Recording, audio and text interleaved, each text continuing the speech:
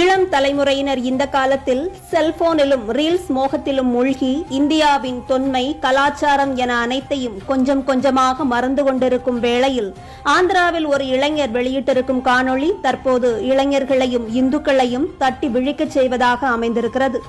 ஆந்திரா நந்தியால் மாவட்டத்தில் அமைந்த பழமையான கோவில் மற்றும் அற்புதமான கிணறு ஒன்று பராமரிப்பற்ற நிலையில் இருந்ததை கண்ட அந்த இன்ஃப்ளூயன்சர் இளைஞர்களை தனது காணொளி மூலமாக ஒன்று திரட்டி அந்த ஆலயத்தையும் கிணற்றையும் சுத்தப்படுத்தி மெருகேற்றி இருக்கிறார். இன்ஃப்ளூயன்சர்கள் என்று சுற்றித் திரியும் பல பேர் இங்கு இந்திய பண்பாட்டிற்கும் தேசியத்திற்கும் எதிரான கருப்பு சட்டை சிந்தனைகளை விதைப்பதோடு வெறும் வயிற்று பிழைப்புக்காக ஆடியும் பாடியும் ஃபுட் ரிவ்யூ செய்தும் மேக்கப் வீடியோக்கள் போட்டும் பொழுதை போக்கிக் கொண்டிருக்க, ஒரு சிலர் மட்டுமே இப்படி உண்மையாக இன்ஃப்ளூயன்சர்களாக மாறி நன்மை செய்கிறார்கள். நமது நாட்டில் இருக்கும் ஒவ்வொரு கோவிலும் இறை வழிபாட்டிற்காக மட்டுமே உருவாக்கப்பட்டது அல்ல.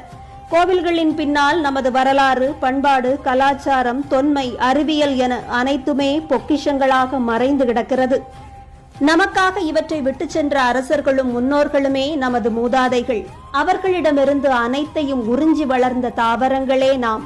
ஆனால் இந்த அற்புதங்களை புறந்தள்ளிவிட்டு போலியான மதச்சார்பின்மை பேசிக்கொண்டு இவற்றையெல்லாம் நாம் அழிக்க துணிகிறோம் என்பதை இந்துக்களும் இந்தியர்களும் மறந்துவிடக்கூடாது.